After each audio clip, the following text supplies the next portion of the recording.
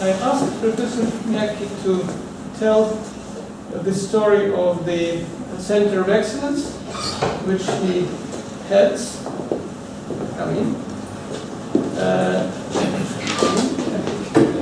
For several already years, and it is a very interesting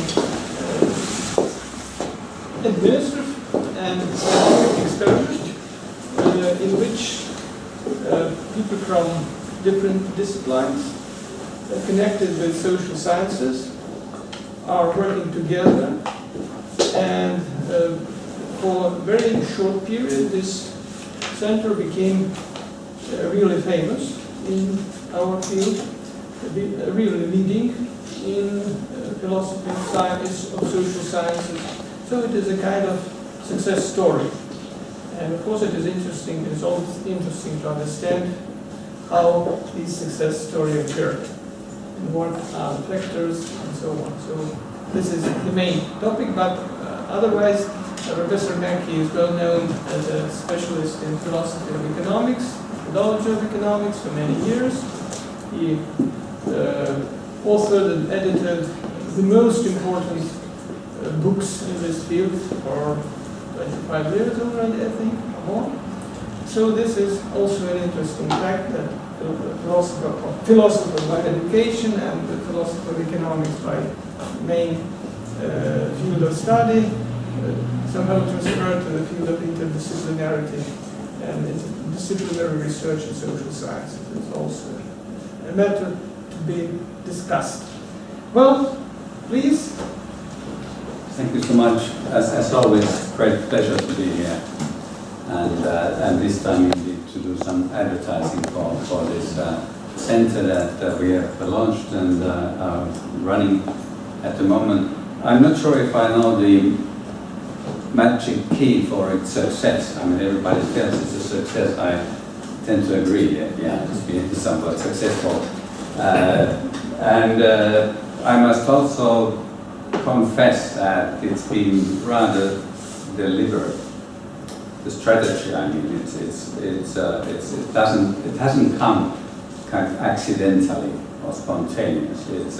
It's been designed, managed with ambition and certain goals and strategies in mind.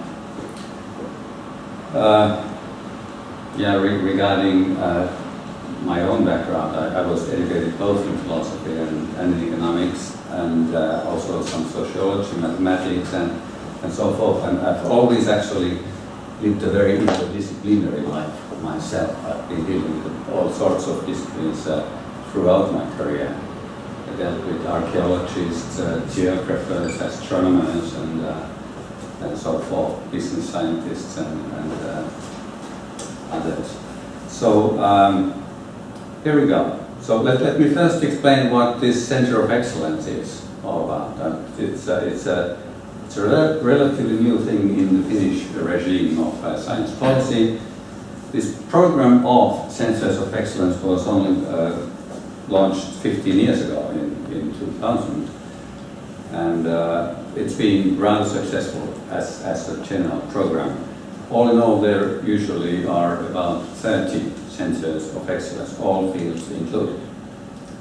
The humanities and social sciences usually get a very small share of those because most of it goes to the biomedical and other similar big projects that are also far more expensive than these humanities projects. We are now the only Center of Excellence in philosophy. So a Center of Excellence is a special status that is granted by the Academy of Finland, and it's extremely competitive. It's really very, very hard to get. You really need to work hard for it. I mean, write a couple of, because it goes in 2 stages. Proposal intent first, a shorter version of the research proposal, so it must be a research proposal indeed.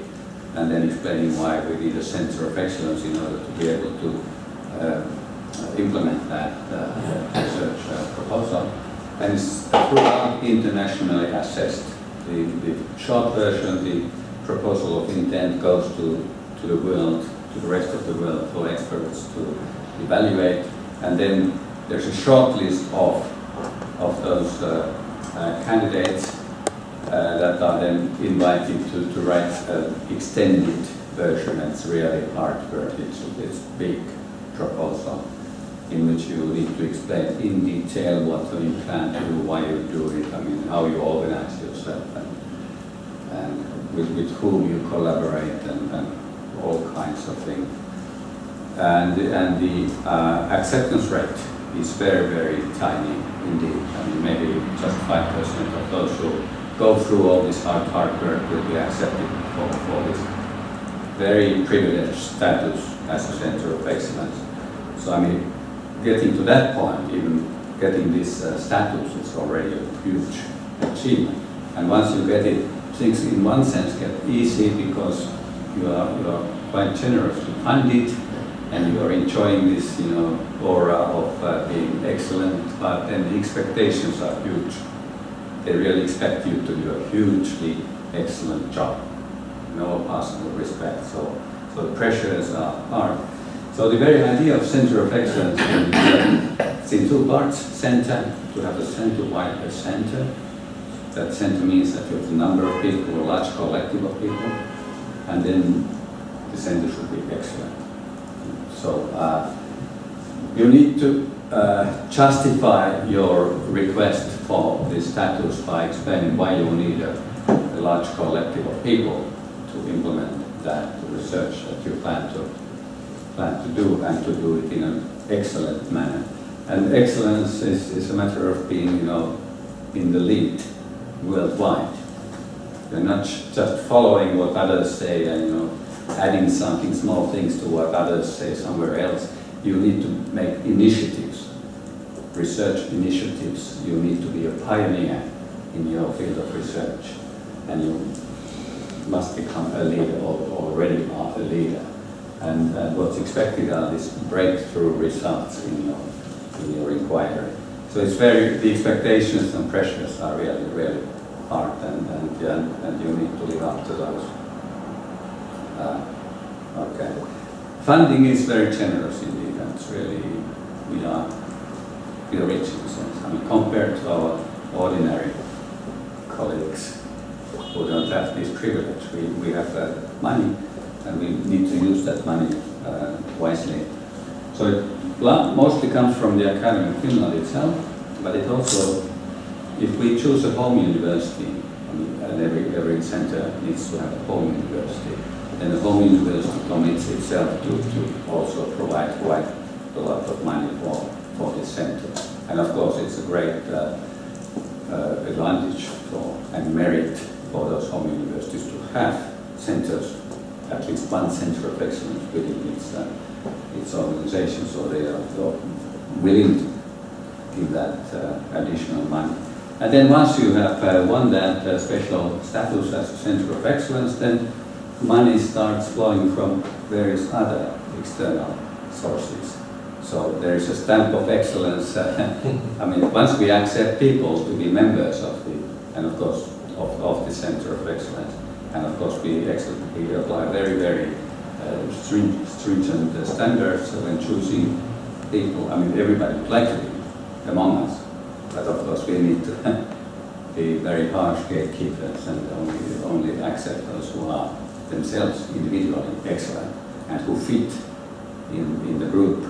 They are capable of working on the research agenda that we proposed to the Academy of Finland. Okay, but then there are various other sources of funding, and those who are members find it easier to access those sources than others who don't have such an affiliation. All right. Now something about myself. I mean, I like already said something about that, but very, very briefly, because it surely is part of this collective story also. See, I spent a few years first in Sweden and then in the US. Some 4 or 5 years all in all. In the early 1990s, I was at Berkeley when I got this invitation to be considered. I was interviewed and considered for a chair in the Netherlands, in Rotterdam, Erasmus University of Rotterdam, and that was a chair specifically specified in philosophy of economics. And that was, at that time, the only internationally available and advertised chair in professorship in philosophy of economics. And then I got it and moved to Holland for 11 years. It's, so from 1995 to 2006. And a couple of years later, we then established this Erasmus Institute for Philosophy and Economics.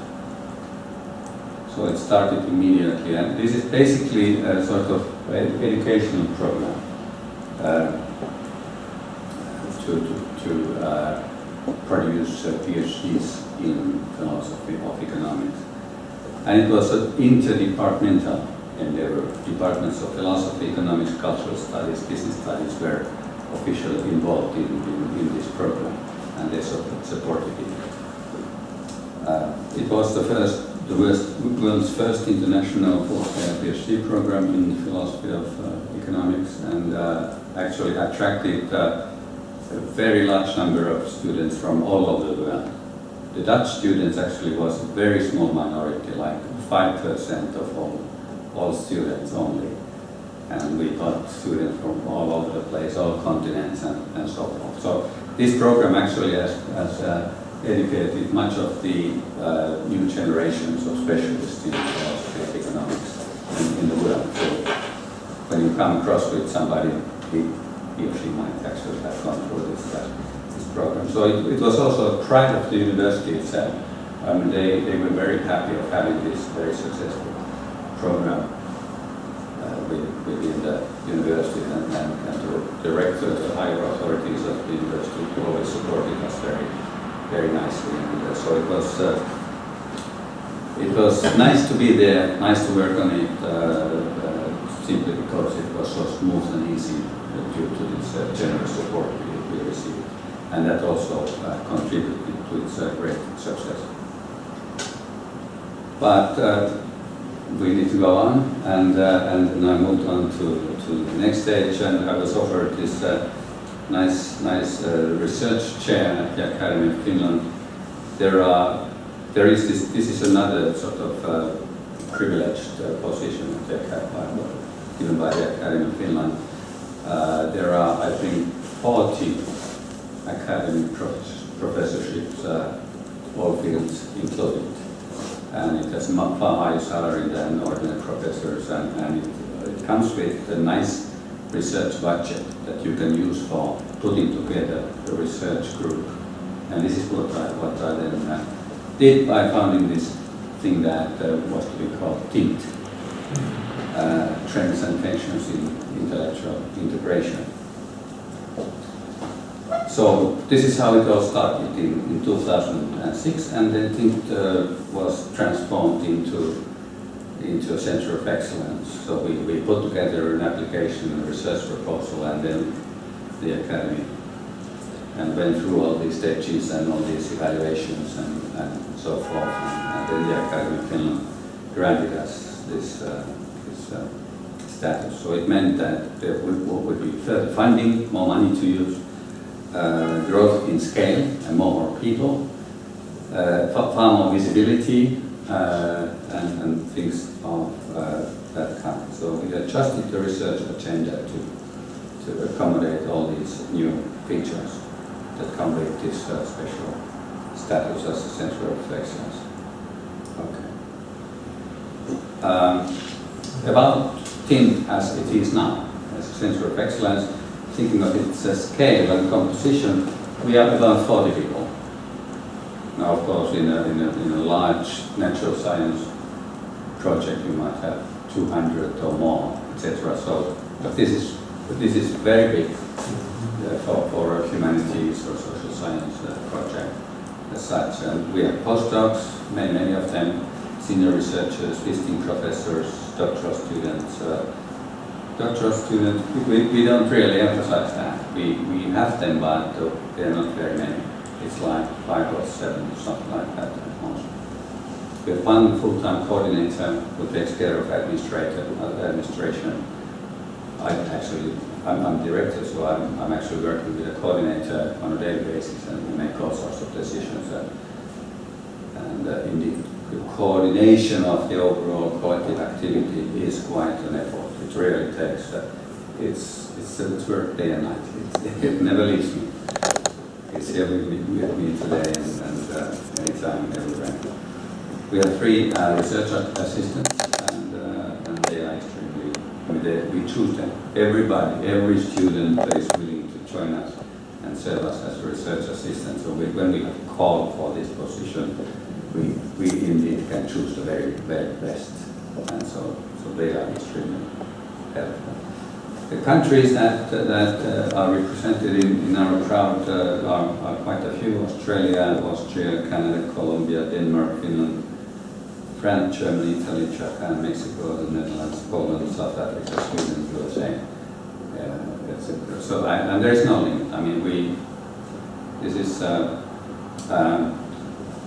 I'm doing most of these recruitments myself, and it's always a matter of trying to choose wisely and thinking of this endeavor as a collective endeavor, and thinking of this crowd as a team rather than as a collection of separate individuals or even separate groups. So of course, when I send out a call for applications for these positions, the response is usually very huge. It's like, for one position I get almost 100 proposals from all over the place. And some of the, for instance, some of the US Americans might be excellent. They might already have a very strong publication record and things like that. But then I might, turn them down because they don't quite fit with the research agenda. So substantively, I would anticipate they would pursue their individual projects rather than work as team members as part of this team center. And also personalities matter a great deal. I mean, there might be people who would not fit with this team spirit that is excellent. I mean, we really have a wonderful team spirit. People work together, they enjoy their collective lives and so forth. It's no quarrels, nothing. It's beautiful. So at this recruitment stage, it's already a consideration. Personalities matter, and it's like coaching a football team or something. I mean, you need to see to it that the different members fit with one another, and you have just into one collective shared overall goal, and that's what matters. And you need to keep the spirit up and so forth. We have a very active visitors program. I mean, the average might be more than 12 per year nowadays. People come from 1 week to full semester, and they typically are self-funded. So they bring in the money. We give them office space and facilities and arrange accommodation, etc. But they bring the money. And here I would like to advertise this. I wonder if you have heard about this here. European Philosophy of Science Association, EPSA. Just last year, I'm actually in the steering council of this association, and last year what we did was to launch a new visiting program for East European people from East European countries. There's a selection of centers in philosophy of science in West Europe, including TINT. And the idea is that each of them has committed itself to welcome at least one visiting scholar from an Eastern European country, including Russia, for a 1 month visit. And we pay the expenses. And it's under evaluation right now because last year was the first time in the first round, so we now sort of evaluate how well it went and then decide how to continue, etc. But if you check the ETSA, the European Philosophy of Science Association's website, you will see more information about this program. I could imagine that any of you could, I mean, just anybody at any level of seniority, I think, qualified. In international comparison, it's the world's largest center in its field.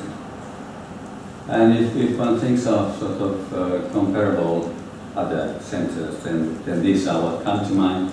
The London School of Economics Center for the Philosophy of Natural and Social Science, the Munich Center for Mathematical Philosophy, the Erasmus Institute that I just mentioned earlier, my previous home, Tilburg Center, and then the Durham, the very new center in Durham. Only the Munich Center is comparable in scale. But it does much more than I mean, it does a lot of philosophy of physics, it does formal logic and those kinds of things that we don't do. So, I mean, these things considered, we are obviously the largest in the world.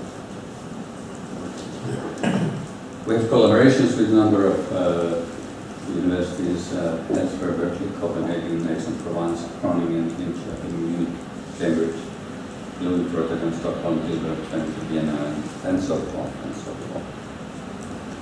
Maybe there will be a time when I can Moscow. Yeah. Okay, so now more to the substance, what we do. I mean, our sort of intellectual profile and intellectual missions and those kinds of things. And there are these components here, social sciences, other disciplines, and then there's this philosophical activity, philosophy of social science and philosophy of science in general. By the way, I have quite a few pictures, so be prepared. Obviously, there are interactions between social sciences and philosophy of the social sciences, as well as between philosophy of the social sciences and general philosophy of science. And then there are these interdisciplinary and interfield interactions and relations within the whole family of social sciences, and also between the social sciences and other disciplines. Some of them natural sciences, but also say, cognitive science, psychology, neuroscience, the rest of biology, even physics, and so forth. And we are here. So we are trying to see how all these components, all these things relate to one another. And then we make observations such as these. I mean, there's an ongoing transfer of economic models and methods to other disciplines. You know, study religion in terms of economic models, or study the animal kingdom in terms of behavioral economics and so forth. It's expanding now. It's been a very powerful trend. Or then from another direction, as it were, influences from neuroscience, genetics, and evolutionary biology on social science, various social science fields. I mean, brain imaging and evolutionary psychiatry, genetics, all that. It's all going on. I mean, there's a lot happening on this boundary line between biology and social sciences, and of course it's a golden opportunity for philosophy of science to check what's going on exactly, what to think of it, and to discover, determine, analyze the fine structures and dynamics of those interactions. There are all sorts of new research methods and sources of data in social sciences and elsewhere, of course, laboratory experiments, agent-based simulations, instrument surveys, so forth. Social sciences are being transformed rather radically these days. And interdisciplinarity indeed plays a very important role here. I mean, interdisciplinarity has many facets, many images, many reputations, and so forth. I mean, there may be tensions and communication problems, misunderstandings, dismissals, conflicts, and all that. Very familiar, and that also happens. But then there might be very interesting novel insights, fruitful borrowings and collaborations between various disciplines, also familiar. It often fails, but much of the time it succeeds. And then there are those that are just matters of conquering another field or being charmed by a passing fashion wave or exercising empty rhetoric of interdisciplinarity and all that, quite useless. But all this, I mean, in order to identify these different kinds of or instances or manifestations of interdisciplinarity, one needs to have certain conceptual tools and argumentative skills. And that's what we are developing and exercising in this project. I mean, whenever there are problems with interdisciplinarity, we might, see what exactly the problem lies. What's the root of the problem? Those struggling with those problems might not see it clearly at all, because they are in the middle of it, and they lack the tools, conceptual and other tools. And so we can provide help and show them, see your problem here, and yours here, and this might be a possible solution, etc. And also when analyzing these successful interactions, interdisciplinary interactions, etc., we might be able to explain why exactly they were successful, and then provide those recipes to other cases, future cases, and so on. So the intellectual structure of this project is based on this key observation, an empirical observation, namely that the future of the social sciences is being shaped by ongoing and emerging interdisciplinary interaction. And those interactions take place within the social sciences themselves, and they also take place between social sciences and natural sciences. I mean, you might not consider cognitive science, for instance, is somewhere in between social and natural science. But not usually considered a member in the social science family. Okay, so once you have made this observation, then as we did, then designing the research agenda for it to be a center of excellence, then these were the two mission goals we set to ourselves. We will pursue practically relevant philosophy of science. Practically relevant in many ways. Practically relevant for scientific practice, practically relevant for research policy or science policy practice, practically relevant perhaps for the societal practices out there, and so forth. So something that we would produce research that should be appreciated by, say, university administrators or disciplinary practitioners in various scientific disciplines struggling with certain kinds of problems. And we would provide them with help and so forth. Also regarding the sort of the public image of science, public understanding of science, I mean, the world out there might appreciate our contributions, etc. And now, given the fact that interdisciplinarity is playing a growing role in the dynamics of science, in the progress of science, change in science, and so forth, we would also be doing philosophy of interdisciplinarity, or develop, pursue the philosophy of interdisciplinarity. I mean, this is something pioneering. This philosophy of interdisciplinarity did not exist previously. Now it starts existing, largely thanks to our effort. And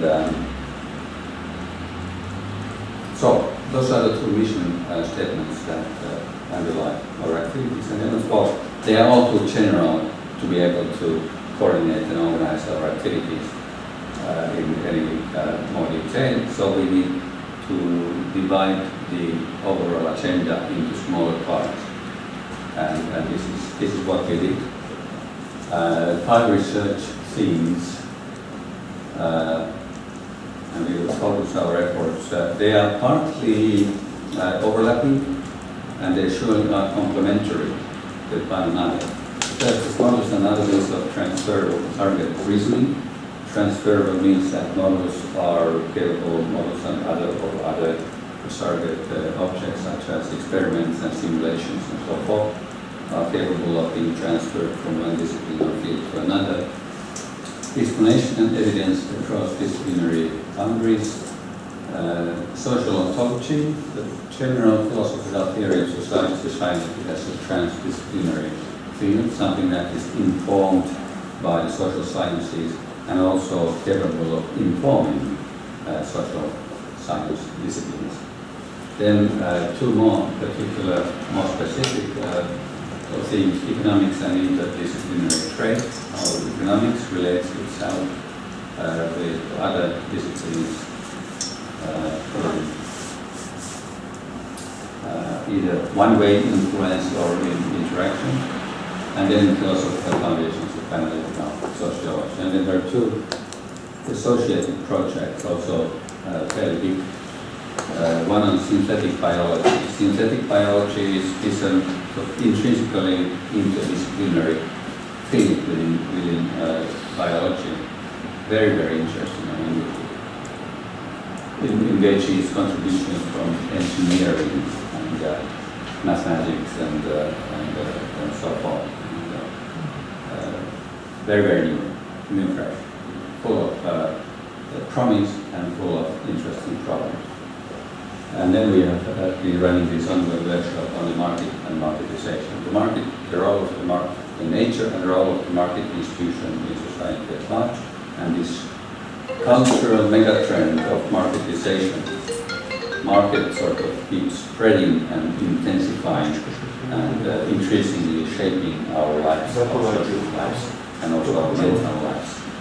And this is what we also have been studying quite extensively. This is a very interdisciplinary series of workshops. We have contributors from philosophy, economics, sociology, law, biology, political science, and psychology.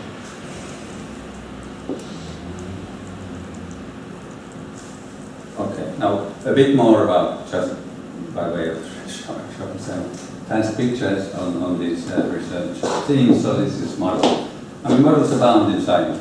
Science is increasingly done in terms of models, different kinds of models. Not just theoretical models, but all sorts of models, including simulations and various kinds of experiments. The notion of a model is being stretched and extended nowadays. It covers so much ground, and there are all sorts of misunderstandings about their nature and their functions and so forth. So we are in the business of clarifying this, all this variety, and go deep into analyzing the nature, structure, and functions of models. And then there is this observation that models travel. They travel from discipline, some disciplines to other disciplines, and interesting things happen here. There must be something about these models themselves that enables them to travel. They must have a certain capacities for them to be able to travel across disciplinary boundaries. That's one thing. Another is that sometimes these travelings produce good, supportable, advantageous outcomes, sometimes not. Sometimes the model should not travel across that border. It's okay for it to travel across that border, but might actually cause harm if it travels across some other border. So analyzing those cases, evaluating these travels, these transfers, etc., is really part of our agenda. Explanation. Well, of course, analyzing notion of causation, analyzing networks of various kinds, and then the idea of, say, the famous elephant case. We have a full elephant. We have a very complex system with all sorts of aspects and so forth. One discipline is not sufficient for explaining all those, highlighting and explaining all those aspects.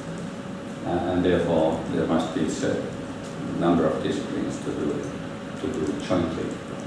One discipline is about the trunk, another is about the rear, and another is about the tail, and so forth. And then they sort of combine their insights, and then they give a fuller picture of the elephant.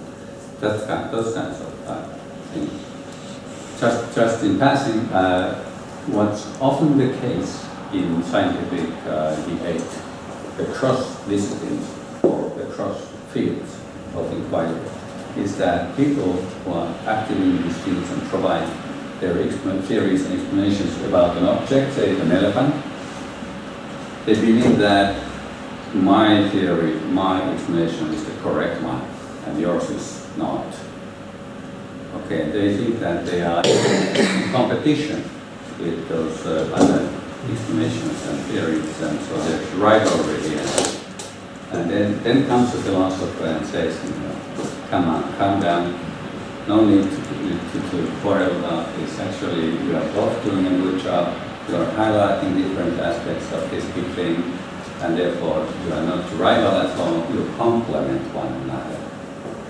So, peace please. And so that's a kind of obvious favor that the philosopher of science can offer. Sometimes practitioners find solution themselves, but sometimes not. Evidence, also across disciplinary boundaries, all kinds of evidence we find in science, and they can sort of provide input to neighboring disciplines. In the course that I gave just in the last 3 days here, I came back to the case of archaeology over and over again. And there, for instance, paleontology and chemistry are sort of auxiliary disciplines for archaeology. They provide evidential support for archaeological accounts of those past cultures. So evidence collected by other disciplines can be used in one discipline for its own benefit. And social ontology, the constitution of society, what are societies made of, how they are put together, how they function, how are societies possible in the first place, things of that kind. What is collaboration? And so forth. What is this institution we call money, and the rest of it. So as I said just a while ago, social ontology is a general philosophical theory of society. It's pretty similar to what social scientists call social theory. But this is it's a very refined philosophical account. And both social theory and social ontology, social theory done by social scientists and social ontology done by philosophers, are best done by keeping them informed by the social sciences. The relevant results and theories of social sciences should inform these exercises in social theory and social ontology. But on the other hand, once this synthetic image of society has been reached in social ontology and social theory, these general accounts of society will inform, in reciprocation, the social sciences themselves. So it should be an ongoing interactive relationship here. And social ontology would be this kind of transdisciplinary field that would be in constant contact with the social sciences. Okay, economics and interdisciplinarity, the fourth theme. Economics is, again, it's a very peculiar discipline, unlike any other. It's willing to spread, expand, to cross boundaries itself, kind of, as in my own framework, in my terminology, I say it's outward open. But it's not very inward open. It's very selective regarding what influences it permits to enter from other sciences, etc. Of course, statistics is very welcome, but sociology, not like you keep out and so forth. But anyway, there is, neuroscience, of course, is a very interesting recent case. Neuroscience is trying to enter, to intrude into economics, and then there are all sorts of interesting struggles and then the very nature of economics, its identity, the definition of what economics is in its sense, is put at stake. Very interesting. These attempted intrusions, they actually prompt interesting debates and reflections that are very instructive of the nature of these sciences, disciplines that here are at stake. So analyzing these encounters between disciplines help us understand those participant disciplines themselves. So this is not only about understanding interdisciplinarity, it's also about understanding those disciplines themselves. Because these interactive encounters reveal facts about those disciplines that we would otherwise not easily notice. Analytical sociology, the final thing here, this is just one idea. They talk a lot about the micro, the macro, how the micro and macro are related to one another. They talk about social mechanisms that mediate between these two levels and so forth.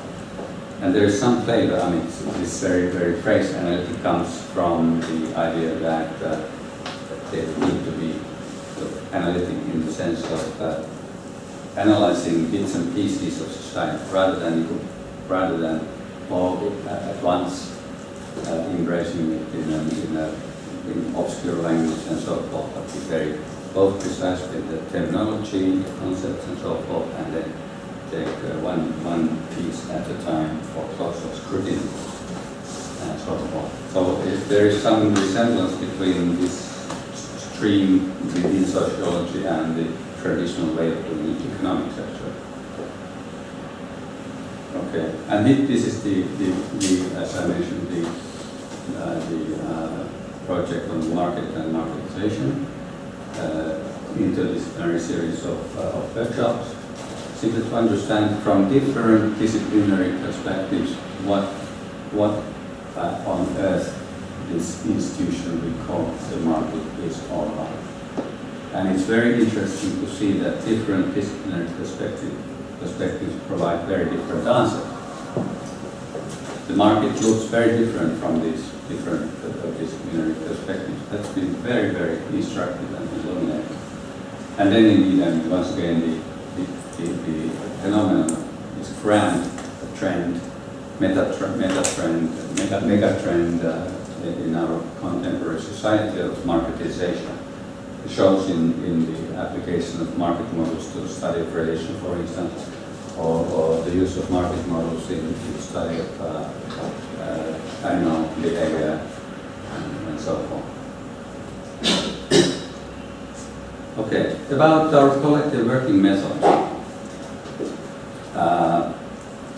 We have a public research seminar every Monday. So there's a paper that is circulated 1 week in advance, and then people read it, and then we have very detailed discussion of that paper in Monday afternoon. Then we have a sort of more informal and more leisurely seminar on Thursdays. It's called the VB, it means brown bag. It's, you bring your own lunch. It's at 12, so people may eat their lunch while somebody speaks and so forth. It also increases to the leisurely character of this occasion. And then we have a lot of reading groups. People read, they might simply, a group of people decide, those who are interested, to read a book together. Or then there might be more permanent reading groups that for a year or more read on a certain topic. The most recent research that's published or maybe only in working paper format is available and so forth. There's a lot of joint projects. I mean, it's indeed, as I said, it's not a matter of several individual research projects. Two or more people come together and work on a project. Those are small projects, of course, not this big project. I'm not even a team, one of those 5 teams, but within those teams, or maybe across, by combining those teams in their overlapping areas as it went. So 2, 3, 4 or 5 people come together and start working on a project, produce 1 paper, 2 papers, 3 papers, 5 papers, whatever, on that topic within a year or so. We have a lot of co-authored papers, jointly written and jointly authored papers, and this is very, very unusual in philosophy of science. It's somewhat increasing also elsewhere, but we are doing it far more than usually done in philosophy of science. And I think this is another exemplary manifestation of this very good team spirit we have, because doing joint work requires trust, respect, and those kinds of qualities amongst the team members. This I would separately want to advertise because it also has some even international reputation. Agora for interdisciplinary debate.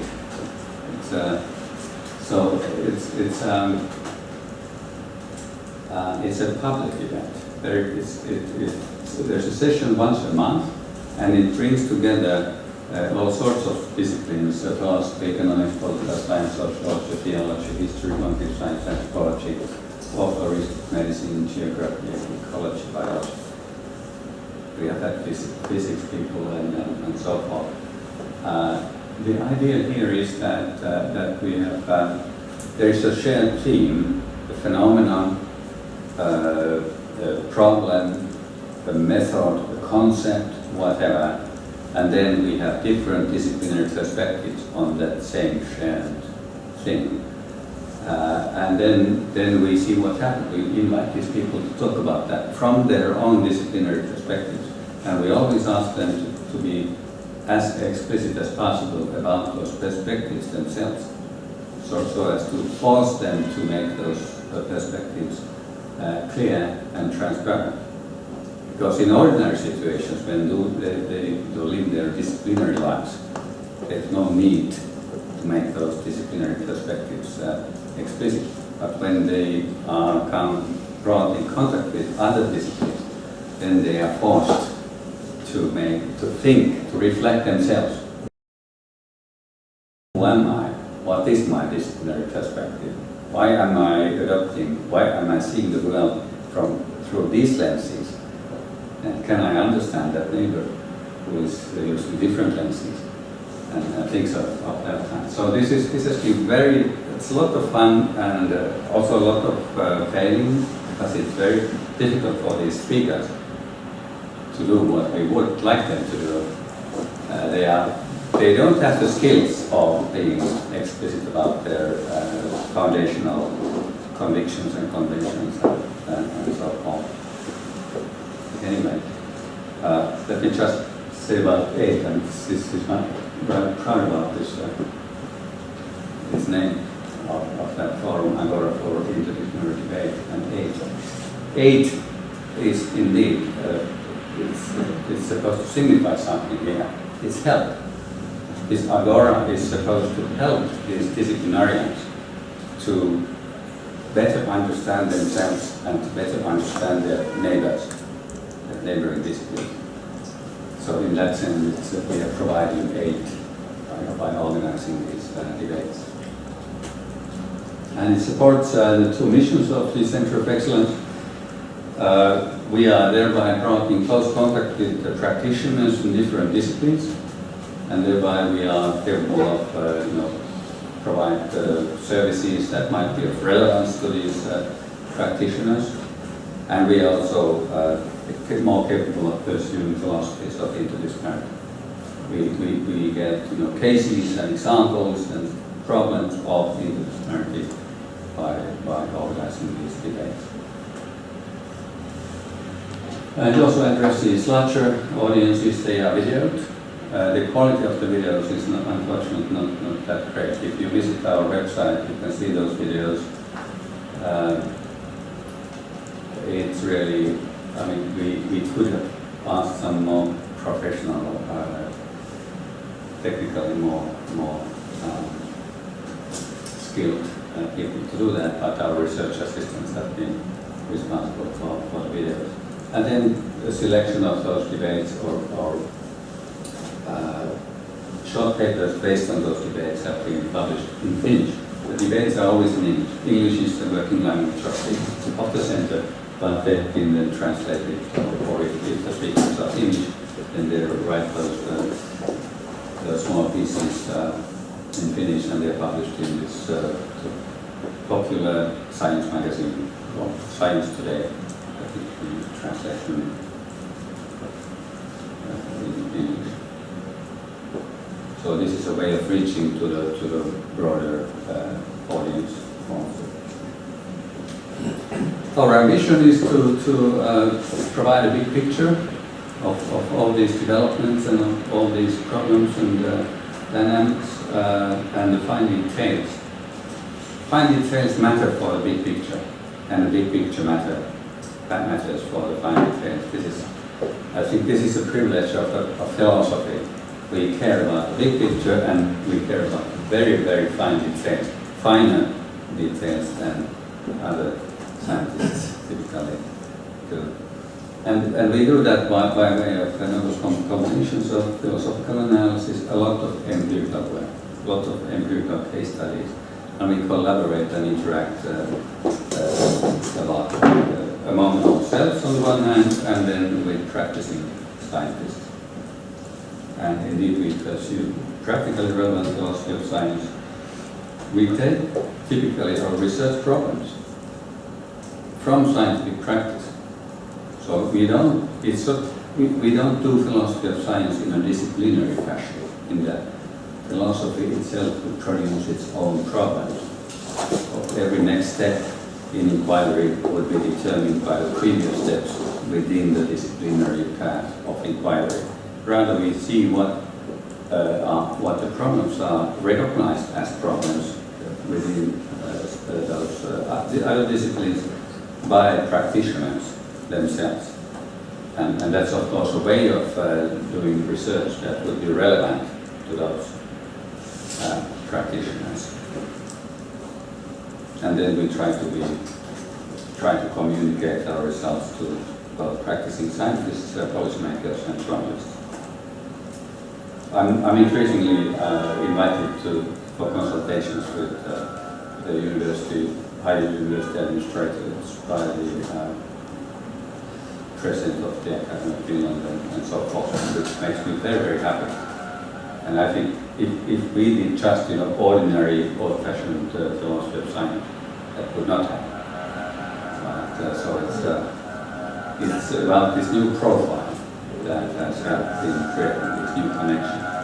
So the expected impact, expected and intended impact, we have our work are on philosophy of science and science studies themselves, and scientific practice and self-understanding within science, research policy, and the general public. Okay. A few more things. We have been very, very busy with organizing various events, small-scale workshops, and big conferences, and everything in between. We've done a lot of that. And that's been a lot of fun, a lot of work too. So here are just some of those past conferences. This was one of the biggest, the European Philosophy of Science Association, I think 300 or 400 people where the models and simulations is a series of conferences. Right now, MS7 is taking place in Barcelona. If I were not here, I would be in Barcelona. There are these nasty trade-offs in life. This is the European Network for Social Ontology, and actually we also did the biggest of them all, the Congress in Logic, Methodology and Philosophy of Science, 800. Usually workshops are like from 20 to 30 to 50 people, etc. And then conferences might be 100, 200. And so we've done almost everything that can be done. Those sort of regular events by various international associations, they have asked us to organize, and so we have also developed the skills to organize these events pretty well. And that also makes life easy, academic life easy. You know, there's a lot of international interaction all the time, always in all directions, and so there's this fluency and ease that really, there's no struggle when coming to organize something, and that really helps. Those are very important skills.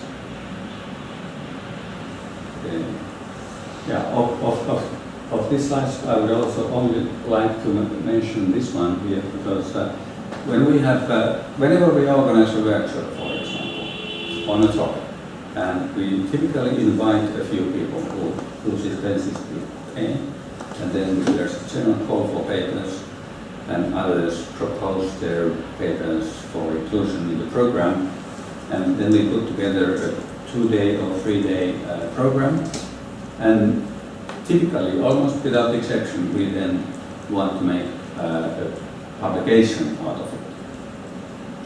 In some cases, it's an edited book with some prestigious publishing house, but in many other cases, it's a matter of producing a special issue of, again, a prestigious journal.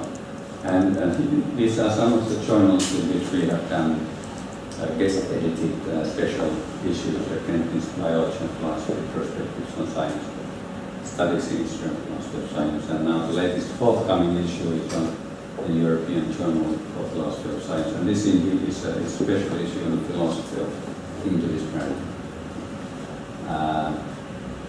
There's a section on philosophy of the issue here also. Actually, all of these, except this is on models. Okay, this is special issue on models based on the workshop that we organized. So that's one sort of detail in the overall strategy. Don't just organize an event and then once it's over, forget about it. But follow up and work on publication. That's often the hardest part of it. Now thinking of the public, this is a bit outdated a few years back, but anyway, this gives an idea of what kind of things we do, the profile of our publication output. Thinking of the journals in which we sort of collectively have published. So there are these philosophy journals. I mean, virtually all the top journals are covered by at least some of us. So we have published in those philosophy journals, but also in special science journals, and that's a specific feature, characteristic of our profile. So, and also this profile includes the attempt to reach out to practicing scientists in different fields of science. So we have published in Annual Review of Sociology, Cambridge Journal of Economics, Cognitive Systems Research, etc., European Journal of Political Economy, Journal of Economic Literature, Journal of Economic Geography, Journal of Theoretical Politics, Public Choice, Science and Education, etc., Simulation and Game. I mean, you understand the point, that we not only publish in philosophy journals which are read mostly only by philosophers, but also in special science journals so that are read by specialist practitioners in the special sciences. So multidisciplinarity characterizes our activity. Then interesting things about our publications by discipline. Say 51. It's actually surprising when I saw it. I mean, I didn't collect the data. I mean, our assistants did. I was quite surprised. Only 51% of our publications have been in philosophy journal, and 26 in social science journal, and 13 in natural science journal. So it's like half in philosophy, half in science, special science journals. And it gets even more curious when you look at the citations. So only a bit over 1/4 of the citations are from within philosophy, and almost 1/2 from social sciences. So this suggests that practicing social scientists are paying attention to our work. And that's of course something that we wanted to be the case, and something that makes us very, very happy.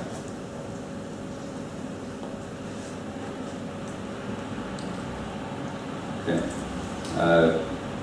A lot of networking, traveling back and forth with visitors coming, and we ourselves visit and so forth in all possible directions. These are co-authorship and co-editorship. Okay, this is not traveling, this is collaboration.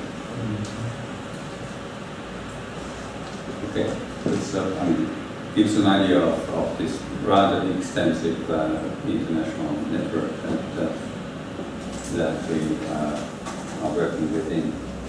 And then regarding visits, so these are, I think these are not just conference trips, these are visits, extended visits. So both from abroad to Helsinki and from Helsinki to various other places. This again, yeah, I think most of them are matters of somebody coming to Helsinki rather than the kind of way. Okay, actually it's actually enough. Right. So you can yourself determine the proportions.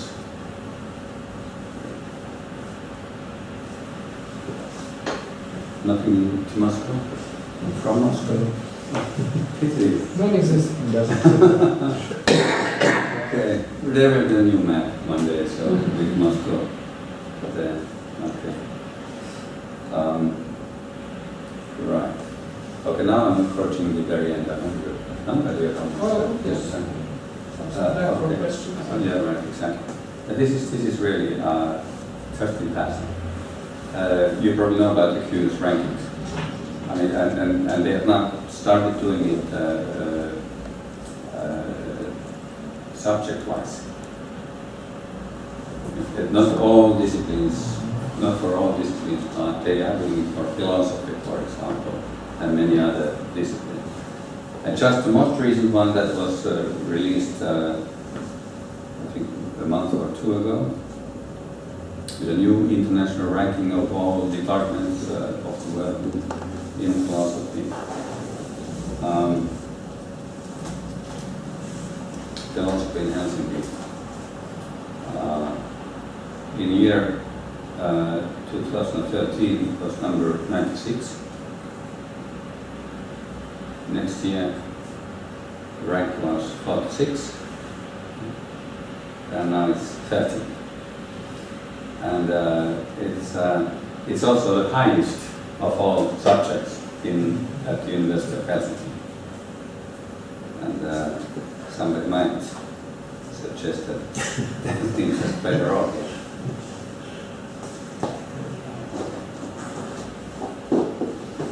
So I usually extremely critical of all these rankings. But now, now, but this time.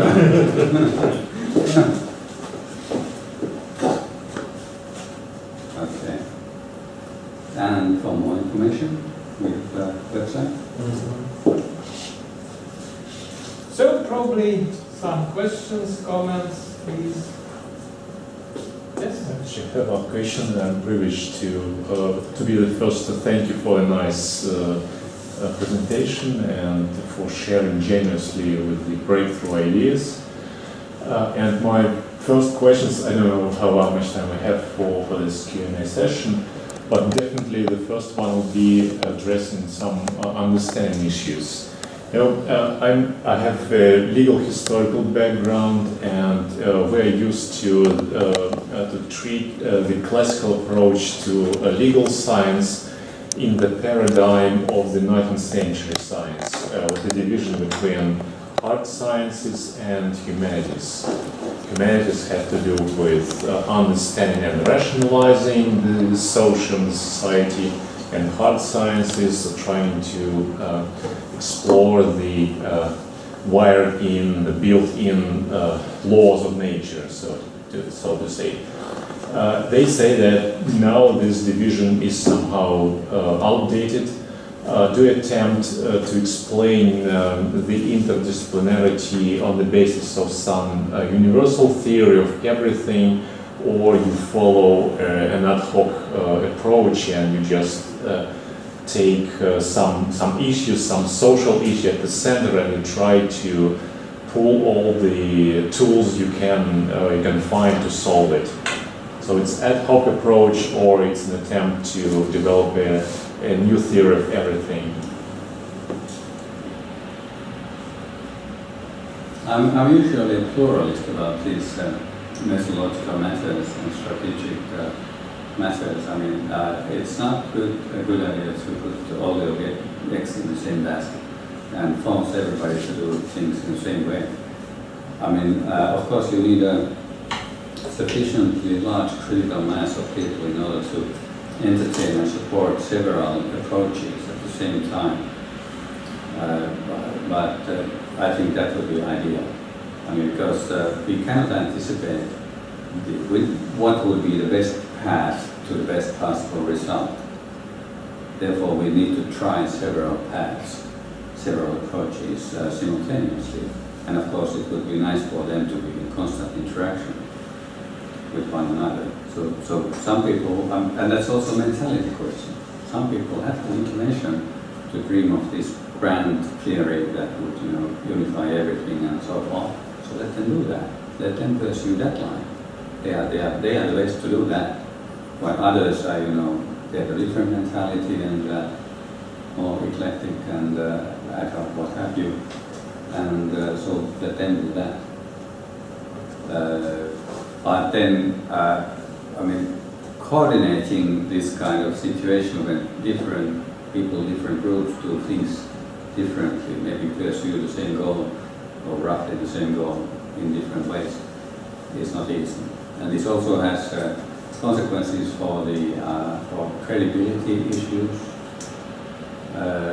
Typically, a scientific discipline, in order for it to protect its own credibility as a scientific discipline, must, ensure that there is some sufficient degree of uniformity within the discipline, that there's certain consensus and so forth, that the discipline speaks with one voice. If there are as many opinions as there are members in the discipline, then the discipline loses in credibility. I mean, these kinds of things. So it's a very fine balance with, that should be found in combining these different considerations. I'm sure I didn't answer your question, but those answers sometimes have no question, no answers. Questions have no answers. But what are the criteria of science within your project? Is it rational or universal? How can you judge that some kind of idea is scientific or is just a pun, a joke, or clever mind? Right. Well, that's something that I see. I mean, in philosophy of science, there was a time in the past when there was a lot of work done on determining the criterion of demarcation between what's science and what's not science, etc. That has more or less been given up. It was all too difficult. You don't pay attention. It's a very, very obscure, no sharp line there at all. We cannot identify that. But on the other hand, of course, I mean, there is garbage, nonsense. That's obvious. When we see it, we can say this is it. And while you know, solid science, we can also recognize that when we see it. But in order we cannot easily articulate our precise and explicit criterion for the line between the two. But see, I mean, we do work also on normative issues, I mean, issues of evaluation and so forth. What's good, what's bad, what's recommendable, what's not, and so forth. And in interdisciplinary situations, I think this is very, very important because I mean, if you just preach for interdisciplinarity, wave the flag of interdisciplinarity, is at any price we need to have more interdisciplinarity, which is very true nowadays. I mean, there are many people who are overexcited about interdisciplinarity. And then you easily forget that there are all sorts of poor performance disciplines or poor performance theories and so forth. They should not be as easily welcomed to the interdisciplinary party. And this is only pronounced by this more recent trend in scientific research, namely welcoming extra academic parties, extra academic understandings and contributions, say from non-scientists to scientific research projects. I mean, nowadays we increasingly talk about citizen science, democratizing science, having business partners in every decent scientific research project, and so forth, or making policy-relevant science research and so forth, and therefore politicians or policymakers should have to say on what happens in our research. All those new trends that we have. And that, of course, creates new challenges and new big risks for scientificity, for scientific research, objectivity, and so forth. And if you evaluate some project, some research paper, to have some criteria, some formula how you can ask an expert to evaluate this, whether this research paper is good or not.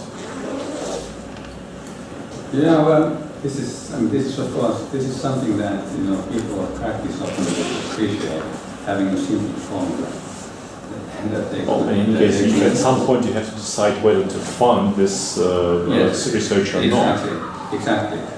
People of practice, they love these simple formulas, and of course scientists don't, because scientists realize that things are complex.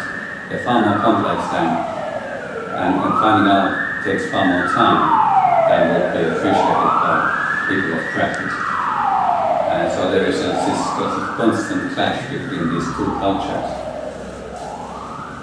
So you don't evaluate in this way.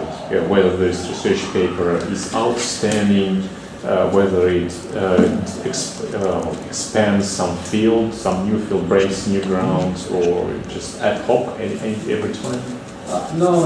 Of course, there are certain epistemic values that are easy to argue for.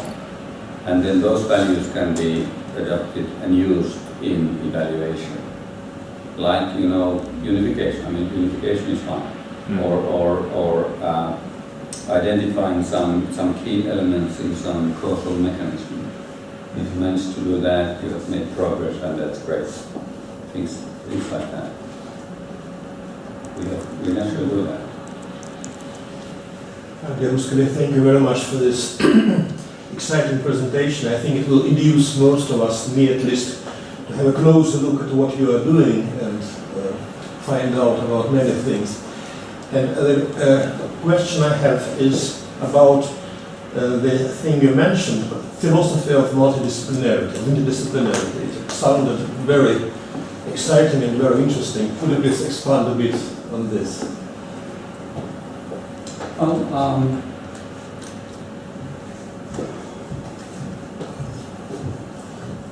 I've just written a paper on this philosophy of interdisciplinarity. What is it? What, how, and why? So one observation here that's relevant is that if you think of how philosophy of science has developed, say over the last 100 years or so, it's not, of course, very old field, but anyway, it has a history already. Initially it was, or at least at some point in the 20th century, it started being a philosophy of science in general. So its object was science in general, not just at that level of generality or breadth. And then at some point, maybe during the 1970s, it started sort of branching out into more specific exercises, research projects in the philosophy of this or that discipline. So that after that point, we started having specialists in doing philosophy of biology, for instance, or philosophy of cognitive science. Even philosophy of chemistry was, it got its own journal and a few practitioners and so forth. Philosophy of engineering is a new subfield. Philosophy of economics has gotten an independent status, unlike the rest of the philosophy of social sciences. We only have general philosophy of social sciences, largely done by practitioners in social sciences. We have very few experts in the philosophy of social sciences as such. And we have, but we do in the world wide, we do have many experts in the philosophy of economics. So philosophy of economics next to general philosophy of social sciences is a separate thing nowadays.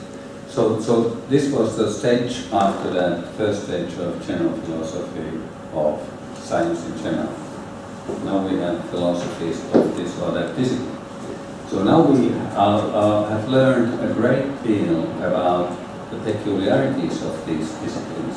Physics, chemistry, biology, and sub-branches of biology, cognitive science, various social sciences, and so forth. We know so much more philosophically about science than we knew before. We also know much more about its heterogeneity. Science is not at all as uniform as it looked like when philosophy of science was done in this generalist fashion. Now it seems to me that now that we know so much more about these special sciences, the obvious next step will be to start seeing what happens when they come in contact with one another. And of course, given that these contacts are increasing in science at large, it is really encouraged by all the science policymakers, funding agencies, all that, and it seems that the world at large sort of needs that. I mean, there's big problems out there and they require scientific disciplines to join forces and provide solutions to those problems and so forth.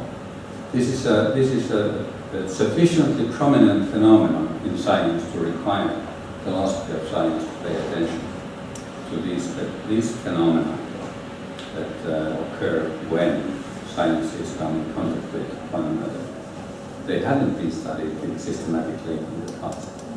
Now they need to be studied. So this is the very actually I have a generalized sense of philosophy of interdisciplinarity that has a comparative line and what I call contextual line. Comparative would be to compare those disciplines for their similarities and differences.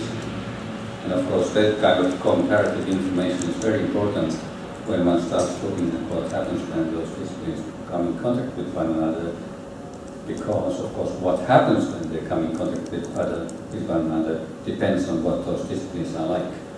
So we need to understand what they are like, and that requires having this comparative information.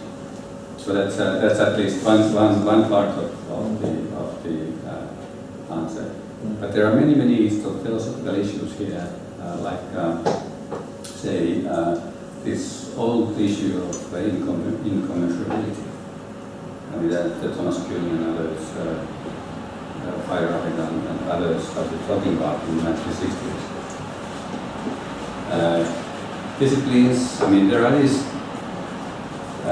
science educators, science administrators, and so forth that always complain about the problems, difficulties of communication across disciplinary boundaries.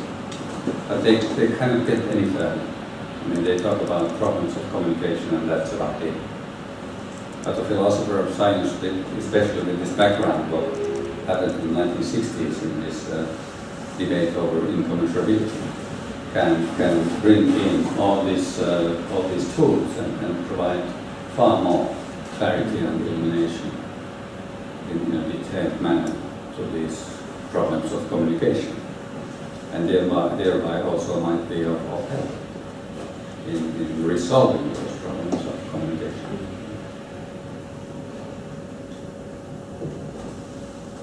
Other questions? Well, Please. What do you think about philosophy of economy? Economics, but economy. Economy. Yeah. Is it possible? Yes, it is. I mean, it's not only. I mean, it's possible because it's there. It's done. There are people doing it. I mean, when you open the pages of this Cambridge University Press journal, Economics and Philosophy, much of what you find is philosophy of the economy rather than philosophy of economics. Yes, absolutely. I mean, for instance,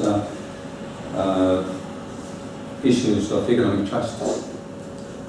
They are philosophical issues, and they are issues that lie there in the economy, and then the philosopher, perhaps knowing nothing about this academic discipline called economics, directly looks at those issues of justice in the economy, and thereby exercises philosophy of the economy. So, not only possible, but actually. On your question? Professor Mäki, thank you very much for the interesting presentation. I have a practical question.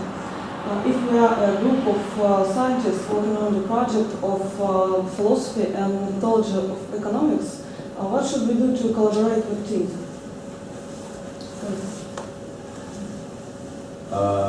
So, suppose there's a group here of people doing philosophy of economics, and what you should do in order to collaborate with them.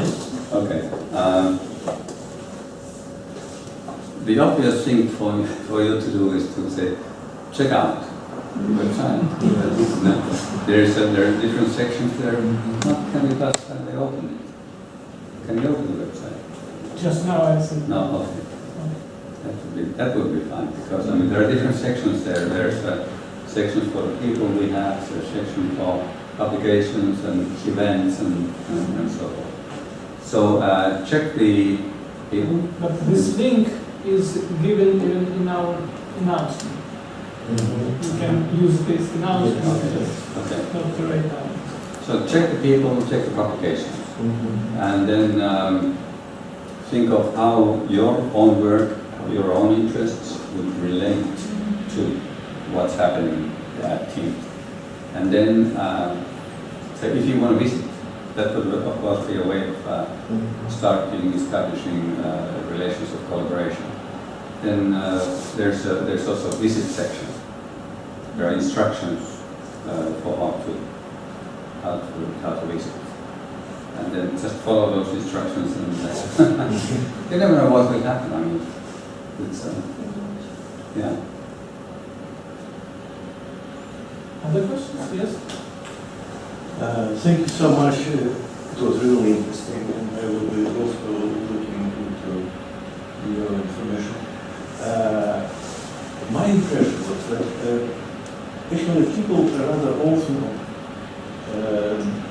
produce philosophy, so sort of doing philosophy. And my impression after your presentation was that you are running sort of marketplace for philosophy, stock exchange, ideas exchange. If you, to some extent, agree with this impression, how would you assess how often people do production of philosophy compared to running exchanges of philosophy, or if at all? So you mean that what we are doing is like playing... It looks like a marketplace for ideas to be exchanged. The marketplace for our ideas or... It's another question. It's another question. Okay, I'm not sure if I get it exactly right what you have in mind, but as I said in the beginning, this has been very deliberate. It's very strategic. We Finns are not supposed to be strategically behaving people at all. They are very naive and spontaneous and so forth. But this time it's really, I thought about this, from the point of view of sort of the global situation in philosophy of science and the grand trends in science and science policy in general. And this focus on interdisciplinarity, for example, it really speaks to the decision makers, funding agencies, science policy makers, etc. They just love it because they are themselves rather helpless. They talk about these things all the time without understanding what they are talking about. And so they think that by funding this great project, they can learn things, and that's at least there's some potential here. And also thinking of what's happening in philosophy of science worldwide and science studies generally, it's also it's been pretty deliberate that we chose these focuses and so forth in order to find a very sort of powerful niche for ourselves, so as to make very novel initiatives and provide pioneering work and so forth. So in that sense, it's like it's very entrepreneurial activity. In that sense, it's really like playing in the market. But it's different. It's a different sort of enterprise than, say, being a hopper and writing a book and suggesting some ideas and trying to sell them. It's a different sort of enterprise. It's very collective. It's it's collective and it's organized in a different way. Yes. I've always liked, even though in sports I've only done basketball as a young man, but otherwise I've done individual sports. But in scholarly life I like teamwork, and it's so much more fun. It's so much more productive if that's done right.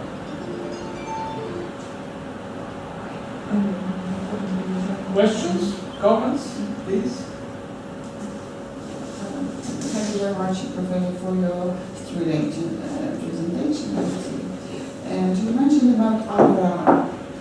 Could you give us one example of subject, one subject or two subjects for these debates? Okay, all right. That's very good, because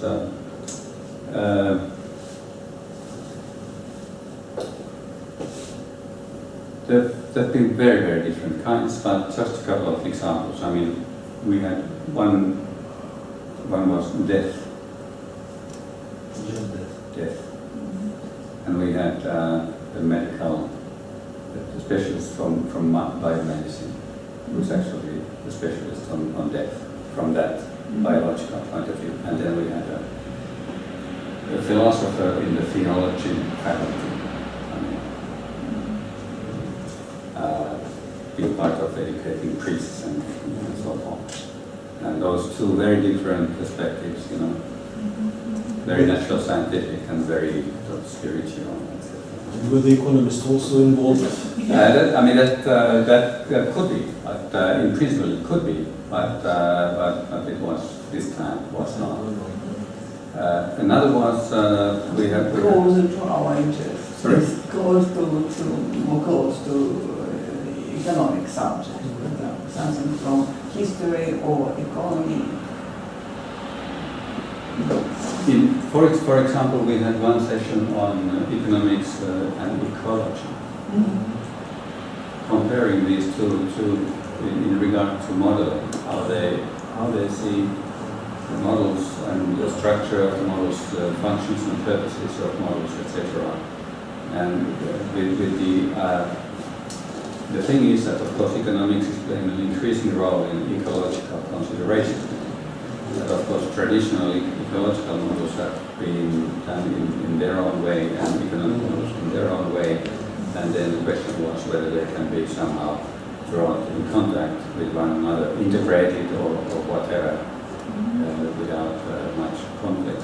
And this was actually a pretty useful session because it then led to, I think, 3 papers at least. One of the speakers was so excited about it, actually the economist was so excited about this that 2 of us, 2 teachers, one the Australian guy and the Japanese guy, they then together went to the lab of that guy and then made participant observation and interviewed, etc. And this has led to, I think, 3 papers by now on ecology, economics, and relationships.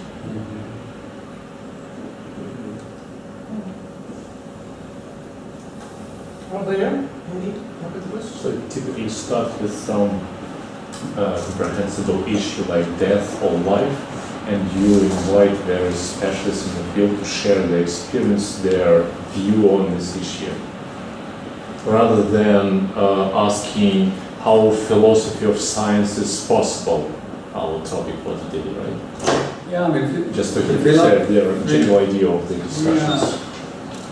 See, in the past, I've usually chaired these sessions. I've designed the sessions, invited the speakers, and also designed the agenda for the session and so forth. And the role of philosophy of science has been two roles, actually. One would be to provoke debate, to make them sort of fight against one another or something like that. And then the second role would be, so once the heat is up, then to calm them down and provide some reconciliation, resolve the problem for them or something like that. And that's been also quite a bit of fun. But I mean, take another example of a session. I think there have been 20 plus sessions thus far. They all listed there in the website. But another session was on, we have a Department of Development Studies. And of course, development studies is an example of one of these sort of inherently interdisciplinary disciplines. I mean, you have a lot of political science, economics, you have geography, anthropology, etc.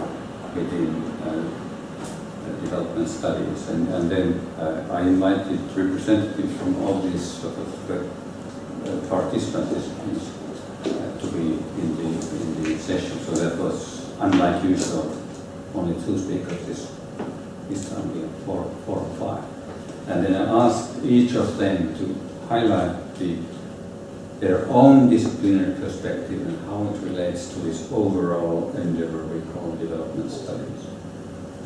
So that was supposed to be useful. They not every and each of them did a good job in responding to the request, but anyway, an example of the kind of thing that.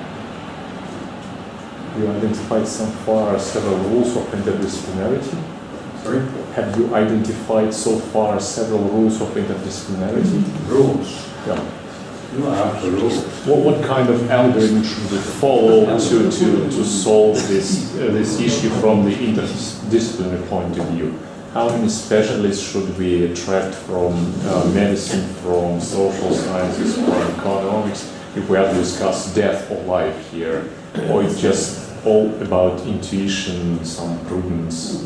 I'm not sure if algorithms are whatever one takes that to mean, but it's certain patterns, certain sort of regularities and principles. Sure. This is, I mean, if we had none, if it was just a mess, a big arbitrary mess, then there would be no chance of developing a philosophy of interdisciplinarity either. There must be some regularities and patterns and principles. What kind of patterns are we talking here about? Well, say one discipline actually, all disciplines play with black boxes. Mm-hmm. There are always black boxes in unopened black boxes in any discipline. There are certain assumptions made about certain entities. Those entities are taken for given without looking inside their sort of interior, what's inside. And then, of course, that then constrains the set of questions that can be asked and answered within that discipline, invoking the resources, theoretical and other resources of that discipline. And then there might be a situation when there is a pressing question. We need an answer to this question, but even those black boxes, we cannot answer that question. Okay. How do we open? So we would need to open that black box in order to answer that question. And then the question is that discipline itself capable of somehow opening that black box, or should it call its neighbor for help in opening that black box? And actually, both cases we find in science, we find both cases. And of course, in the first case, if the discipline itself somehow is capable of opening it, then it's a matter of increasing expansion, scope expansion of that very discipline. But if it calls its neighbor for help, then it's not. It keeps it formal and scope and simply opens the border for the neighbor to step in and provide its help. Something like that. One more question. What do you think about the Hegelian line in philosophy? Hegel? Hegelian line.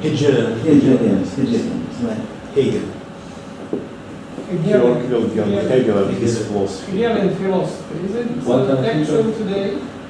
Hegel, the Is famous it German helpful for philosopher. your purpose? Yeah, I know. I know.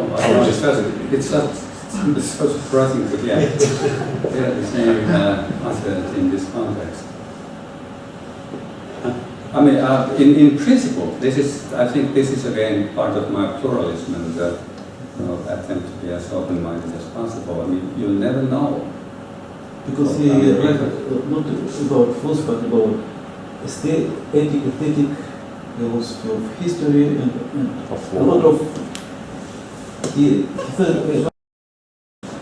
Social So- philosophy, moral philosophy. You know, there are many philosophers like that, of course, in the past. But this, I think, is very, very important generally, that we should not forget about the past. There are all sorts of treasures there waiting for us to discover and put in use today. If we lose track of the past, the history, then we are bound to invent the wheel again and again, and that would be waste. Well, it seems that questions are more or less over, so we have a chance once again to thank our guest for this presentation, for the ideas, for possibilities to cooperate, probably, to find ways to use this, the fact that such a center of excellence exists. And, well, we hope that our cooperation will continue. So you like. So, Well, thank you.